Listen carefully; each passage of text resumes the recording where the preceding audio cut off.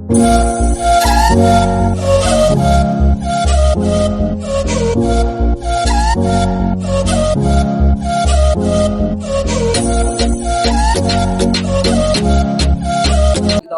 चलो। हाँ जी, कुछ बच्चे ऐसे हैं जिनके कुछ भी पल्ले नहीं पड़ रहा है, तो अब वो ऐसा करेंगे, मेरी तरफ देखेंगे। बाकी जिन बच्चों का क्वेश्चन बातें नहीं करनी है, मैंने आपको क्वेश्चन नंबर कौन सा दिया था अभी? 21, 22 हो गया था ना कल ही? ठीक है। अब ऐसा है, जिन बच्चों को चैप्टर समझ नहीं आया है ध्यान से देख लीजिए इधर, या फिर जिन बच्चों को ऐसा लग रहा है यार अभी हम इसमें हमें प्रॉब्लम्स आ रही है, तो वो बच्चे बोर्ड पे कंसंट्रेट कर लेंगे। इस एक क्वेश्चन के थ्रू मैं दोबारा से आपको सारी चीजें बता दूंगा। ठीक है बच्चों, समझ आ गया नहीं आ गया? और जिन्हें आता है वो अपना ये जिनके आंसर्स आ रहे हैं वो और क्वेश्चंस कर सकते हैं। अब कुछ बच्चे अननेसेसरी पायलट ना बने। हो भाई इधर देखो, अब तो इधर देख ले, बस पढ़ लेकर थोड़ा बहुत। अब जिनके आंसर नहीं आ रहे हैं और वो भी फिर भी करने में लगा हुआ है, तो उसका कोई फायदा है नहीं। साफ सीधी बात है, आपके आंसर्स आ रहे हैं यानी कि आपको चैप्टर क्लियर हो गया है, तो आप क्या नाम है इस वाले क्वेश्चन पे अपना टाइम मत वेस्ट कीजिए, आप अपना दूसरा क्वेश्चन कीजिए। और अगर आपके आंसर्स नहीं आ रहे हैं तो इस क्वेश्चन के थ्रू मैं सारा कॉन्सेप्ट दोबारा से समझा रहा हूँ, सो दैट कि आप और क्वेश्चंस अपने अच्छे से कर सको। ठीक है बच्चों, चैप्टर का नाम है फाइनल अकाउंट। फाइनल अकाउंट का मतलब क्या होता है? हमें क्लोजिंग करनी है, हमें बिजनेस का रिजल्ट्स निकालना है। फाइनल अकाउंट में बेसिकली तीन चीजें आती हैं, ट्रेडिंग अकाउंट आता है, प्रॉफिट एंड लॉस और बैलेंस शीट। यहाँ पर जो हम फाइनल अकाउंट बना रहे हैं, सोल प्रोप्राइटरशिप बिजनेस का फाइनल अकाउंट बना रहे हैं। सोल प्रोप्राइटरशिप बिजनेस का मतलब है जो एक अकेला व्यक्ति बिजनेस को चलाता है। अकाउंटिंग प्रोसेस अगर आप लोगों ने पढ़ा हो, आप सब बच्चों को पता है, सबसे पहले आइडेंटिफिकेशन ऑफ फाइनेंशियल ट्रांजैक्शंस होती है, उसके बाद क्या होती है रिकॉर्डिंग, उसके बाद क्या होता है क्लासिफिकेशन, एंड उसके बाद फिर क्या होता है समराइजिंग। यानी कि ये सारा काम आप कर चुके हो। रिकॉर्डिंग का मतलब जर्नल, जर्नल बनानी आप सब बच्चों को आ गई है। जर्नल से फिर आप लोगों ने क्या बनाया? लेजर। लेजर में आपने दुनिया भर के अकाउंट्स बनाए, आपने एनालिसिस करा, और सबका लेजर से जो बैलेंस शीट निकला, लेजर से जो क्या निकला? Balance sheet. उसको आपने कहां पर ट्रांसफर करा? बैलेंस बीडी बनाकर, या जो भी है आपने लेजर के बैलेंसेस को कहां पर ट्रांसफर करा? आपने ट्रायल बैलेंस के अंदर। कहां पर ट्रांसफर करा हमने? Trial balance. ये इलेक्ट्रिसिटी चार्जेस इसमें क्यों डाल रहे हो भाई तुम? अच्छा चलो देख लो, वैसे तो मेरे हिसाब से आंसर इसी में डाल के आएगा शायद, वैसे तो उसके बनता है। कोई नहीं, करो। समझ आया कुछ या नहीं आया? जल्दी से बताओ, बोलो। तो बेसिक फंडामेंटल ये है कि सर हमें रिजल्ट निकालना है। अभी तक एक भी चैप्टर ने हमें रिजल्ट नहीं दिया। जवाब दो बच्चों। अभी तक एक भी चैप्टर की बात करते हैं तो किसी भी चैप्टर ने हमें रिजल्ट नहीं दिया। अब बताइए रिजल्ट का मतलब क्या होता है? प्रॉफिट कितना है, लॉस कितना है, हमारी फाइनेंशियल पोजीशन कैसी है, रिजल्ट का मतलब ये है। तो रिजल्ट्स निकालने के लिए हमें क्लोजिंग करनी पड़ती है। जब तक हम क्लोजिंग नहीं करेंगे तब तक कभी हमें रिजल्ट्स नहीं मिलने। अब देखो, जर्नल को क्लोज कर दिया लेजर, यानी कि जर्नल का इफेक्ट कहां पहुंच गया? लेजर में। लेजर का इफेक्ट कहां पहुंच गया? ट्रायल बैलेंस में। तो जवाब दो यार। अब basically you have to close trial balance. आपको ट्रायल बैलेंस को क्लोज करना है। ट्रायल बैलेंस को क्लोज करके हम लोग क्या निकालने वाले हैं? रिजल्ट्स। समझ में आ गया? ट्रायल बैलेंस को क्लोज करने के लिए हम बेसिकली तीन चीजों का इस्तेमाल करेंगे। कुछ आइटम को हम ट्रेडिंग अकाउंट में लेकर जाएंगे, कुछ आइटम्स को हम कहां लेकर जाएंगे? प्रॉफिट एंड लॉस में, और कुछ आइटम्स हमारे कहां जाएंगे? बैलेंस शीट में। जितने भी हमारे एक्सपेंसेस एंड रिवेन्यूज होते हैं, एक्सपेंसेस इनकम रिवेन्यूज होते हैं, वो क्लोज होते हैं। इस बात का हमेशा ध्यान रखना। क्लोजिंग खाली किस चीज की होती है? एक्सपेंसेस की, इनकम की या रिवेन्यूज की, क्योंकि हम अकाउंटिंग पीरियड कॉन्सेप्ट फॉलो करते हैं। ये मेरा अकाउंटिंग पीरियड है, इधर देख लीजिए। तो at the end of the year जो मेरा अकाउंटिंग पीरियड है, यहाँ पर मुझे क्या करना है बच्चों? बताओ, अपने रिजल्ट्स को फाइंड आउट करना होता है। जैसा आपका एक सेशन है 2021-22 अभी सेशन आपका चल रहा है, तो अब आपकी क्लोजिंग होगी। क्या क्लोजिंग होगी? पूरे साल आपने पढ़ाई करी, टेस्ट दिए, मेहनत करी, पेपर देंगे, अब लास्ट में आप पेपर दोगे, खत्म, फिर आपका रिजल्ट आ जाएगा। ऐसे काउंटिंग पीरियड होता है। पूरे साल क्या चलता है? Transaction, journal, ledger, trial balance, final. Last में आके हम क्या बनाते हैं? फाइनल। जवाब दीजिए बच्चों। रिजल्ट्स वगैरह निकल जाता है। फिर अब फाइनल में हम क्या करते हैं? क्लोजिंग बेसिकली किस चीज की होती है? एक्सपेंसेस की क्लोजिंग होती है, इनकम की क्लोजिंग होती है। जो एसेट्स एंड लायबिलिटीज रहती है, इधर देख लीजिए मेरी तरफ, एसेट्स एंड लायबिलिटीज हैं, वो बच्चों क्लोज नहीं होते। क्योंकि अब आप सोचो ना, प्रैक्टिकली सोचो, जब आप क्लास 12th में आओगे तो क्या यहाँ पर आपको चेयर्स नहीं मिलने वाली है? क्या पंखा नया मिलने वाला है? क्या बोर्ड नया मिलने वाला है? नहीं ना, ये सारी चीजें यहीं पर तो रहने वाली हैं। तो आप ये कह रहे हो कि सर यही वाली एसेट्स आगे चली जाएंगी? यस। तो जो आइटम्स बैलेंस शीट में जाते हैं, बैलेंस शीट में कौन कौन से आइटम जाते हैं बच्चों बताओ? एसेट जाती है, कैपिटल जाती है और लायबिलिटीज। तो बैलेंस शीट के आइटम्स क्लोज नहीं होते हैं। बैलेंस शीट के आइटम तभी क्लोज होंगे या तो आप उस एसेट्स को बेच दो, या तो एसेट्स को क्या कर दो, बेच दो, या लायबिलिटीज की क्या कर दो, पेमेंट कर दो, या फिर लायबिलिटीज की क्या कर दो, पेमेंट। कैपिटल तो हमेशा पड़ी रहेगी बिजनेस में। बैलेंस शीट जिस दिन क्लोज हो गई, ध्यान रखना, बैलेंस शीट आपकी जिस दिन क्लोज हो गई उस दिन क्या क्लोज हो जाएगा? बिजनेस आपका क्लोज हो जाएगा। तो ये सब थियोरेटिकली बातें हैं जो हमें समझने के लिए जरूरी है। अब प्रैक्टिकली क्वेश्चंस में हमें कैसे क्लोज करना है, हमें इस चीज को देखना है। जवाब दो। अब एक एक आइटम को उठाना है, उसकी नेचर देखनी है। अगर वो डायरेक्ट नेचर का है, कौन से नेचर का है? तो अगर वो एक्सपेंस है या लॉस, डायरेक्ट है, डायरेक्ट मतलब जिसको कस्टमर से चार्ज कर सकते हैं, which can be included in the cost of the product, तो वो चला जाएगा ट्रेडिंग अकाउंट में। कहाँ चला जाएगा? ट्रेडिंग। चाहे वो माल बनने से पहले का खर्चा है तो। और अगर कोई एक्सपेंसेस इनडायरेक्ट नेचर का है, कौन से नेचर का है? जो हम कस्टमर से डायरेक्टली चार्ज नहीं कर सकते हैं। डायरेक्ट का मतलब होता है डायरेक्ट मटेरियल, जैसे मोबाइल बनाने में प्लास्टिक लगी है, स्क्रीन लगी है, ये लगे हैं, इसके अंदर बैटरी, ये डायरेक्टली इन्वॉल्व है। जिस लेबर ने इसको बनाया उसकी कॉस्ट डायरेक्ट, जिस फैक्ट्री में ये बना है फैक्ट्री कॉस्ट, फैक्ट्री का रेंट, फैक्ट्री की इलेक्ट्रिसिटी, समझ आया नहीं है? वो डायरेक्ट है। बट उसके अलावा इसको मार्केटिंग करने में जो पैसा लग रहा है वो क्या है? Indirect. Advertisement, printing, stationery, office के खर्चे, सारे खर्चों को अगर हम कस्टमर से चार्ज करने लग गए तो प्रोडक्ट जरूरत से ज्यादा क्या होगा? महंगा होगा। तो हम सेल ज्यादा कर लेते हैं, सेल ज्यादा करके ग्रोस प्रॉफिट मिल जाता है हमें, और फिर हम इन खर्चों को ग्रोस प्रॉफिट और अदर इनकम से चार्ज करते हैं। देन फिर हम लोग क्या निकाल पाते हैं? Net profit. समझ में आ गया? तो पूरा प्रोसेस रहता है। अगर आप क्लास मिस करोगे तो कहीं ना कहीं कुछ ना कुछ तो कॉम्प्रोमाइज करना ही पड़ता है। समझ आ गया बच्चों आप लोगों को? अब मैं क्वेश्चन कराऊंगा, क्वेश्चन के थ्रू हम समझेंगे कि कैसे हम ट्रेडिंग बनाते हैं, कैसे P&L बनाते हैं और कैसे बैलेंस शीट। सबसे पहली बात तो अगर कभी भी फुल फ्लैश क्वेश्चन आता है तो सबसे पहले तो आपका एक तरीका सही होना चाहिए, एक पैटर्न आप लोगों का सही होना चाहिए। बातें नहीं करनी है, इस तरीके का पैटर्न। ओ भाई बातें मत कीजिए प्लीज। इस तरीके का आपका पैटर्न रहेगा, ट्रेडिंग अकाउंट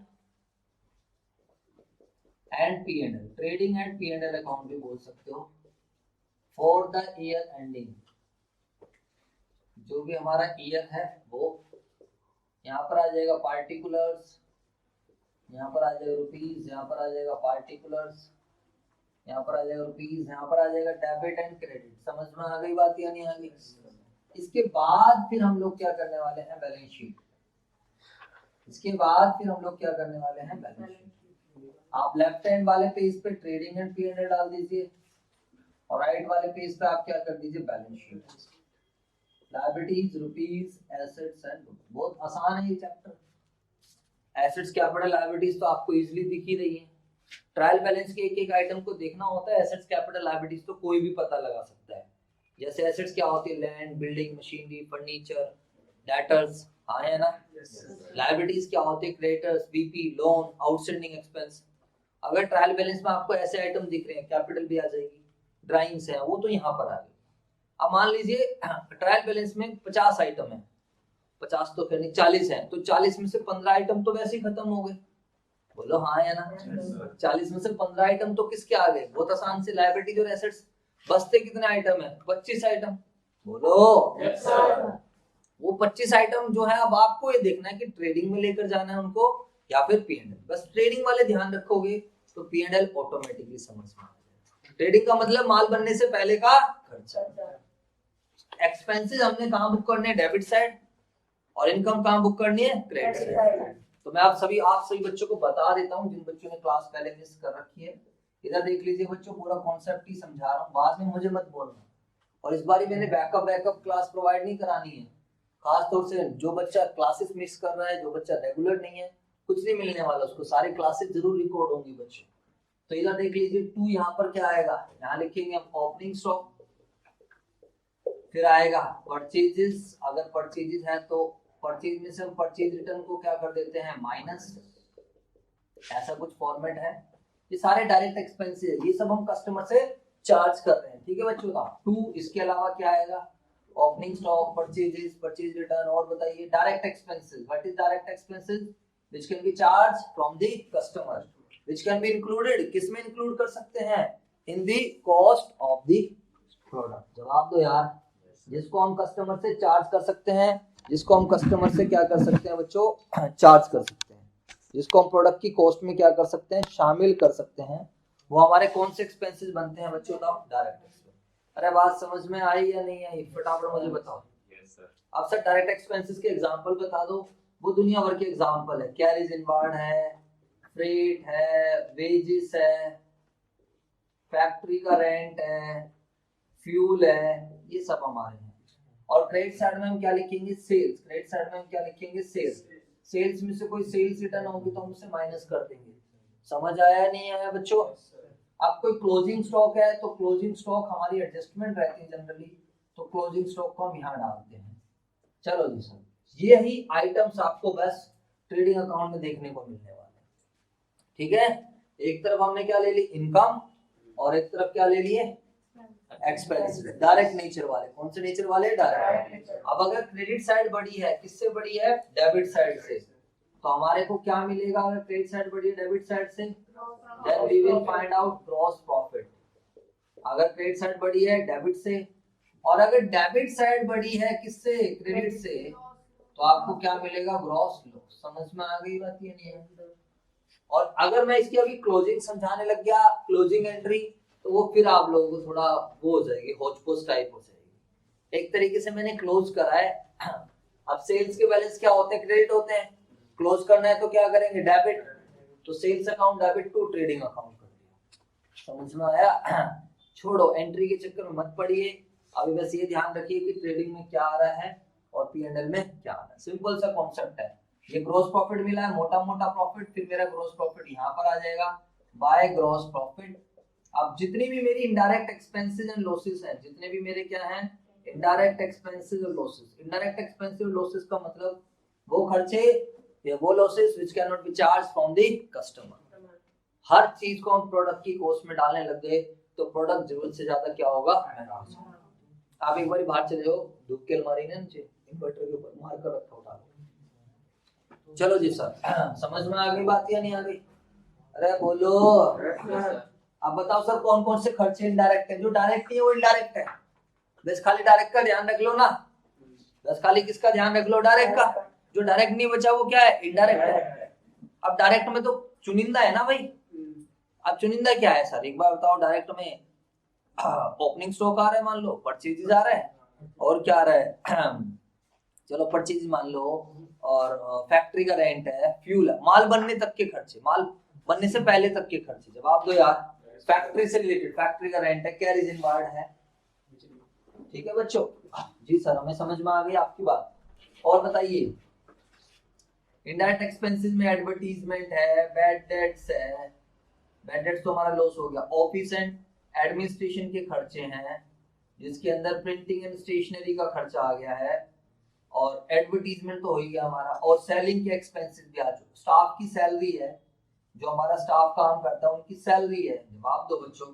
और उसके अलावा दुनिया भर के खर्चे यार, फोटो स्टेट के एक्सपेंसेस है हमारे, एडमिनिस्ट्रेशन, इंटरनेट के एक्सपेंसेस है। इंटरनेट कहाँ चलता है, ऑफिस में चलता है, बोलो यार। व्यापार से रिलेटेड खर्चे हैं, ट्रेड एक्सपेंस। अब नाम से ट्रेड एक्सपेंस है तो उसको P&L में मत, ट्रेडिंग में मत डाल देना। और नाम के एस्टेब्लिशमेंट के एक्सपेंसेस हैं, कुछ ऑफिस वगैरह को, तो ऐसे दुनिया भर के एक्सपेंसेस वगैरह आ जाते हैं। समझ में आ गई बात या नहीं आ गई? और कुछ हमारे पास इनकम भी है, ऑफिस को सेटअप वगैरह करने कुछ। उसके अलावा कुछ हमारे पास इनकम भी है, जैसे कि ये तो मेरी डायरेक्ट इनकम थी, कुछ हमें रेंट मिल गया कहीं से हमें इंटरेस्ट मिल गया है, कहीं से हमारे को डिविडेंड मिल गई है, कहीं से कमीशन मिल गई है, कहीं से कोई डिस्काउंट है, कहीं से कोई क्या है, डिस्काउंट रिसीव्ड वाला। तो कॉन्सेप्ट जब आप समझोगे तो समझ में आ गई बातें, बोलो। अब ग्रोस प्रॉफिट है मान लो 10 लाख का, इस तरफ का टोटल है 1 लाख का, तो ये 11 लाख बन गया है। सारे एक्सपेंसेस बन रहे हैं 9 लाख के, तो मेरा नेट प्रॉफिट निकल जाएगा। बताइए सारे बच्चे, कितने का नेट प्रॉफिट आ गया, 2 लाख। हाँ या ना? और इस नेट प्रॉफिट को हम कहाँ ट्रांसफर करते हैं? This is transfer to capital account. इसको हम कहाँ ट्रांसफर करते हैं? Capital account. क्योंकि प्रॉफिट किसका होता है? ओनर का। तो अगर क्रेडिट साइड ज्यादा होगी डेबिट साइड से, तो हमें क्या मिलेगा? Net profit. और अगर डेबिट साइड ज्यादा होगी किससे? क्रेडिट साइड से, तो हमारे को क्या मिलेगा? Net loss. क्या मिलेगा? Net loss. समझ आ गया नहीं आ गया? अब लायबिलिटी साइड में क्या होगा? कैपिटल है तो हम कैपिटल ले लेंगे, ड्राइंग्स को हम क्या कर देंगे? माइनस कर देंगे, नेट प्रॉफिट को हम क्या कर देंगे? प्लस कर देंगे। अगर लॉस होगा तो क्या कर देंगे? माइनस। क्योंकि कैपिटल किसकी होती है? ओनर की। बोलो बच्चों। प्रॉफिट से कैपिटल क्या होगी? बढ़ जाएगी। लॉस से क्या हो जाएगी? कम। ड्राइंग से क्या हो जाएगी? कम। सिंपल सा फंडा है। और जितनी भी लायबिलिटीज है वो डाल दो एक एक करके, जो जो आपको याद आ रहा है क्वेश्चन में। जो है क्रेडिटर्स है, बीपी है, लोन है, आउटस्टैंडिंग एक्सपेंसेस है। जवाब दो बच्चों। हैं? बैंक ओवरड्राफ्ट है। सिंपल। अब एसेट्स में बताओ, कैश है, बैंक है, बातें ना कीजिए प्लीज। क्लोजिंग स्टॉक है, डेटर्स है, और बताइए। कैश है, बैंक है, क्लोजिंग स्टॉक है, डेटर्स है, लैंड है, बिल्डिंग है, मशीनरी है, फर्नीचर्स है, वगैरह वगैरह। लास्ट में आपकी बैलेंस शीट टैली होनी चाहिए। तो ये था कॉन्सेप्ट जिन बच्चों को नहीं आता है या जिन्होंने अभी तक नहीं पढ़ा है। आप अगर मेरे से कुछ पूछना चाहो तो you can ask me. Sir आप प्लीज एंट्री भी बता दो। बच्चों अगर आपको एंट्री बनानी है तो एंट्री देखो, ट्रेडिंग अकाउंट यहाँ पर डेबिट है तो डेबिट में एंट्री होगी। अब एंट्री क्या बनाएंगे? Trading account debit 2। जो जो चीज आपने यहाँ डाली हो 2 करके लिख दो, बस खत्म, बन गई एंट्री। 2 ओपनिंग स्टॉक लिख दो, 2 नेट परचेजेस या 2 direct expenses, 2 gross profit. Last में जो निकलता है। समझ आया नहीं है? एक्चुअली चलो ग्रॉस प्रॉफिट को लास्ट में निकाल लेना, ट्रांसफर करने वाली बात है। बट बेसिकली क्या है, आपको एंट्री से ज्यादा आपको कॉन्सेप्ट समझना है। आपको ये ध्यान रखना है, आपको एंट्री नहीं मांगेगा आपके लेवल पे, आपसे फाइनल अकाउंट मांगेगा। तो आपको ये देखना है कि मेरा कौन सा आइटम कहां पर जाएगा। समझ में आ गया नहीं है? इसको कर लीजिए जल्दी से कॉपी।